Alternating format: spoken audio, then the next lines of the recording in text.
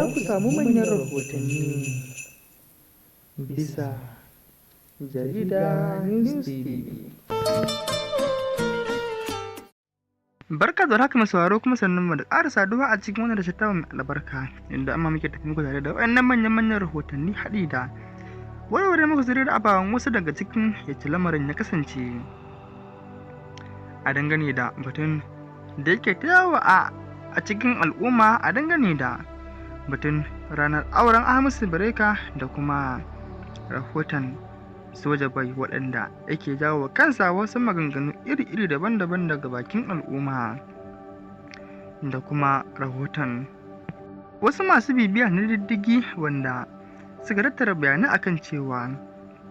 lallai soja bai a yanzu yana nema ya yi fintinkau akan wasu abubuwa da jarumin Kano ɗin ke aikatawa wato Rahama Sadau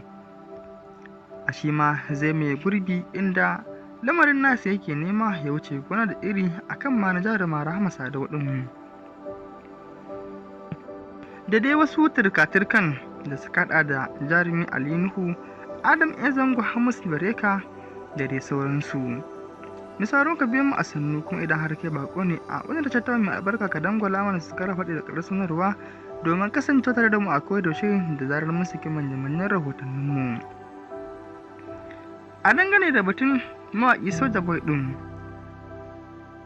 lalle mawaƙi Soja Boy yana jawo kansa wasu maganganu kala-kala daga bakin al'umma, inda kuma hakan masana sun bayyana cewa lalle matuƙar mutum yana yawo da irin waɗannan kalamai a kansa ko kuma mutum yana tafiya ana jefansa da waɗannan munanan kalamai ko kuma a ce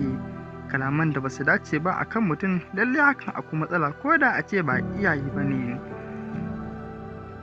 Kuma mawaƙin ya faɗa da bakinsa cewa irin bidiyon da yake yi lalle baya so mahaifiyarsa ta dinga ganin irin waɗannan bidiyo domin hakan baya yi mata daɗi farkwata. To ko menene ya sa jarumin ko kuma a ce mawaƙin ya karkata a irin waɗannan bidiyoyin da yanayin al'umma ba su karɓi waɗannan bidiyoyin ba a wurin. Mun tuntuɓi jin ta bakin wani malami inda zai yana mana cewa ai koma a ina ne ko da a ce al'ada ta ba da damar irin waɗannan bidiyoyi, amma a matsayinsa na musulmi bai kamata a ce yana aikata irin waɗannan abubuwa ba. Balantana ƙasar Hausa ko ma da a ce babu addini to lallai al'adu da ma tarbiyya da al'adar Bahaushe bata lamince mutum ya ringa irin waɗannan wato babban mutum ya ringa aikata irin waɗannan abubuwa ba,